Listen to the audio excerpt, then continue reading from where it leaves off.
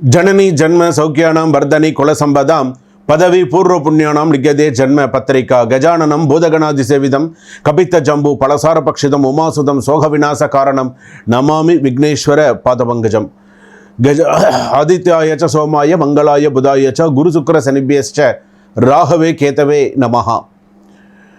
உலகெங்கும் வாழக்கூடிய next gen நேயர்கள் அனைவருக்கும் வணக்கம். நான் உங்கள் டாக்டர் வி ராஜ்குமார் சிவாச்சாரியார் பேசுகிறேன். அனைவருக்கும் ஆங்கில புத்தாண்டு நல் வாழ்த்துக்கள். எல்லாரும் அமோகமாக இருக்கணும், நீண்ட ஆயுளோடு நோய் நொடியின்றி அமோகமாக எல்லாரும் இருக்கணுங்கிற என்னுடைய பரிபூரண ஆசீர்வாதத்தோடு 2026ஆம் ஆண்டு 12 ராசிகளுக்கு எப்படி இருக்குது அப்படிங்கிறத நம்ம பார்க்க போகிறோம். இன்றைய காலகட்டத்தில் நம்ம ஒவ்வொருத்தரும் ஒவ்வொரு சூழ்நிலையில் ஒவ்வொரு விஷயத்தை நம்ம அனுபவிச்சுட்டு இருக்கோம். நல்லதும் சரி, கெட்டதும் சரி, இன்பமும் துன்பமும் கஷ்டமும் நஷ்டமும் மாறி மாறி நம்மளுடைய வாழ்க்கையில் இருந்துருக்கு. இதுதான் நிரந்தரம்னு இல்லாமல் இருந்துருக்கு. அப்போது ஓரளவுக்கு நம்ம பிறந்த ஜாதகம், நம்மளுடைய கர்மா, நம்மளுடைய வாழ்க்கை தரம் இதுக்கப்புறம் எப்படி இருக்கும்? இப்போது சில பேர் நம்ம இவ்வளோ நாள் நம்ம கஷ்டப்பட்டுட்டே இருந்துட்டோம், இதுக்கப்புறம் நமக்கு எப்படி இருக்கும், இதுக்கப்புறம் நம்ம வாழ்க்கை நன்னா இருக்குமா, இதுக்கப்புறம் நம்மளுடைய வாழ்க்கை கொஞ்சமாவது சரியாக இருக்குமா அப்படின்னு யோசிப்பாங்க. சில பேர் இன்றைக்கும் பெண்களாக இருக்கட்டும் ஆண்களாக இருக்கட்டும் தனிமையில் இருந்து நிறைய பேர் கஷ்டப்படுறாங்க. வேலை காரணமாக ஒவ்வொருத்தரும் பெருமையாக நம்ம சொல்லிக்கலாம், பெங்களூரில் இருக்காங்க, ஐடியில் வேலை பார்க்குறாங்க, இங்கே ஆனால் அந்த ஆண்களும் பெண்களும் அந்த திருமண வயதை கடந்து கூட தனிமையில் எவ்வளோ பேர் வருத்தப்பட்டு இன்றைக்கி ஏதோ வேலை பார்த்துட்டு இருக்கேன். அப்போ இவங்களுடைய ஜாதகம்லாம் எப்படி இருக்கும்? ஏதாவது அடுத்தடுத்து நமக்கு ஏதாவது ஒரு முன்னேற்றம் இருக்கா? வாழ்க்கை, தொழில் எப்படி இருக்கும்? திருமண வாழ்க்கை எப்படி இருக்கும்? 2ஆம் திருமண வாழ்க்கை எப்படி இருக்கும்? நம்ம இதுக்கப்புறமாவது நமக்கு ஓரளவுக்கு தெய்வம் நமக்கு அனுகிரகம் கொடுக்குமா?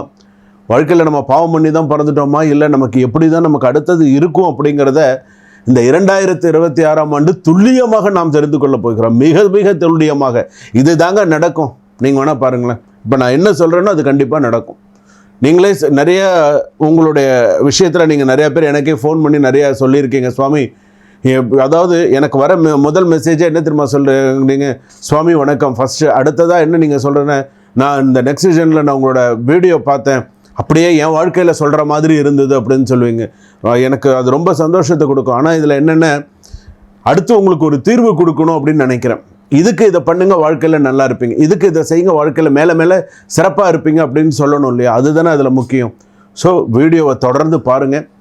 உங்களுக்கு அடுத்தடுத்து உங்களுக்கு என்னென்ன விஷயங்கள்லாம் வரும், வீடியோ தொடர்ந்து பார்த்தீங்கன்னா ஸ்கிப் பண்ணாமல் நீங்கள் பாருங்கள். நடுவில் என்னென்ன விஷயங்கள் சொல்லியிருக்காங்க, ஆக்சிடென்ட் வார்னிங்லாம் இருக்குது, இதில் சாலை விபத்தெல்லாம் இருக்குது. சில பேருக்கு, சில ராசிகளுக்கெல்லாம் உடல்நிலை பாதிப்பு, இந்த சொத்து விஷயங்கள், சொத்து வாங்குகிற விஷயங்கள் எல்லாமே இருக்குது, பூர்வீக சொத்துக்கள்லாம் இருக்குது. ஸோ நீங்கள் கடைசி வரைக்கும் நீங்கள் பார்த்தீங்க அப்படின்னு சொன்னால் நீங்கள் உங்களுடைய ராசிப்படி என்ன அப்படிங்கிறத தெரிஞ்சுக்கலாம். வாங்க வீடியோக்குள்ளே போகலாம். மகர ராசி நேயர்களே, மகர ராசிக்கு 2026ஆம் ஆண்டு எப்படி இருக்குது அப்படிங்கிறத நம்ம பார்க்க போகிறோம். மகர ராசிக்கு ஏற்கனவே சில பிரச்சனைகள்லாம் இருந்தாலும் சில விஷயங்கள்லாம் கடந்து தான் வந்திருக்கீங்க. இருந்தாலுமே மகர ராசிக்கு கிடைக்கும் மிகப்பெரிய பலன் என்ன தெரியுமா?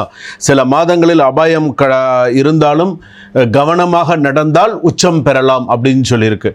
ஆனால் ராசிக்கு அப்படின்னு எடுத்துக்கும் போது ஓவரால் சில விஷயங்கள் எடுத்துக்கும் போது சில கிரகங்கள் நமக்கு சாதகமாக இருந்தாலும் செயல்படக்கூடிய சில விஷயங்கள் வேலை, சொத்து, பண விஷயங்கள், சில விஷயத்துலலாம் நீங்கள் இன்னும் கவனமாக தான் இருக்கணும். இப்போ இருக்கிறதெல்லாம் பத்தாது. ஆனாலும் மே, ஜூன் மற்றும் நவம்பர் மாதங்களில் உடல் நலமும் பயணமும் கவனிக்க வேண்டிய ஒரு சில விஷயங்களாக இருக்குது.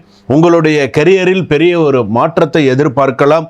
சொத்து வாங்கும் வாய்ப்பு உண்டு. குடும்பத்தில் சந்தோஷம். வெளிநாட்டு தொழில், வேலை வாய்ப்பு எல்லாம் உங்களுக்கு நல்ல விதமாக அமையக்கூடிய வாய்ப்புகள் உண்டு. எதுக்கு? இதெல்லாம் பாசிட்டிவான விஷயமா இருக்குது. நெகட்டிவான விஷயங்கள் மே, ஜூனில் கொஞ்சம் ஆக்சிடென்ட் அலர்ட் அப்படின்னு நான் சொல்கிறேன். கொஞ்சம் கவனமாக இருங்க. குடும்பத்தில் பழைய பிரச்சனை மீண்டும் எழலாம். தேவையில்லாத பிரச்சனை, இந்த கலருவாங்கன்னு சொல்லுவாங்க இல்லையா, தேவையில்லாத பிரச்சனைகளை, முடிஞ்சு போன பிரச்சனை திரும்ப கலர்றதுன்னு சொல்லுவாங்க இல்லையா, அதை குடும்பத்தில் கலருவாங்க. தேவையில்லாத விஷயத்தெல்லாம் பேசி வம்பாளத்து சண்டை போட்டு இது தேவையே கிடையாது. இது 2026 தொடரும். செலவுகள் அதிகரிக்கும். ஸோ பார்த்து இப்போ எதுவாக இருந்தாலும் செய்யுங்க.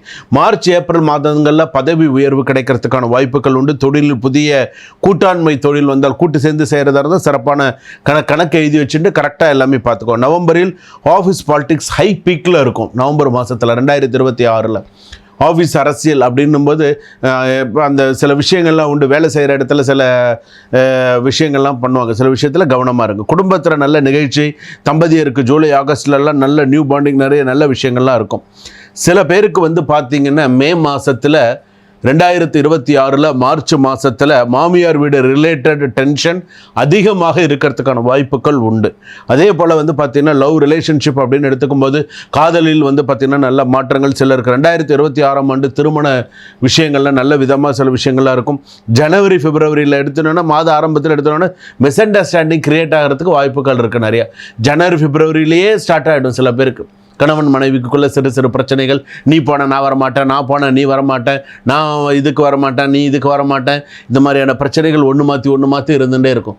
யாருமே ஒருத்தருக்கு ஒருத்தர் சலைச்சவங்க இல்லை அப்படின்னு சொல்லி இப்படியே பிரச்சனை பண்ணிகிட்டே தான் இருக்கும். ஸோ இதெல்லாம் கொஞ்சம் கவனமாக முன்னெச்சரிக்கையோடு நடந்துக்கிறது நல்லது. ப்ராப்பர்ட்டி ஃபினான்ஸ் ஜூலை அக்டோபர் மாதத்துலலாம் லீஸுக்கு விடுறதோ வாங்குறதோ சில விஷயங்கள்லாம் நல்லபடியாக இருக்கும். மே ஜூன் பண இழப்பை தவிர்க்கிறதுக்கு நல்லது.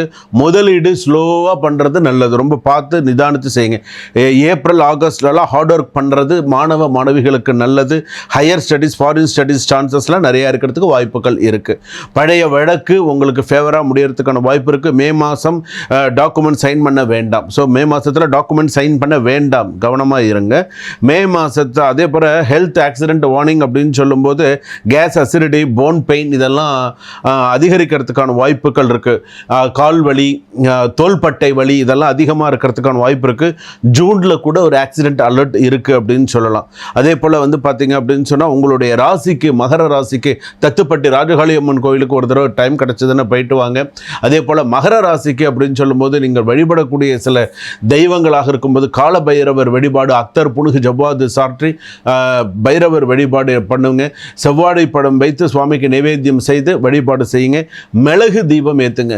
21 மிளகு 27 மிளகு சிகப்பு துணியில் கட்டி மிளகு தீபம் ஏற்றினால் கண்டிப்பாக நிறைய நல்ல மாற்றங்கள் ஏற்படும். லக்கி நம்பர் வந்து பார்த்தீங்கன்னா 8. நல்ல ஒரு விரதம் இருக்கணும், நான் சுவாமிக்கு நல்ல விதத்தில் நான் சில விஷயங்கள் செஞ்சால் நான் நன்னா இருப்பேனா அப்படின்னு கேட்டால் சனிக்கிழமையில் விரதம் இருக்கிறத பழகிக்கோங்க.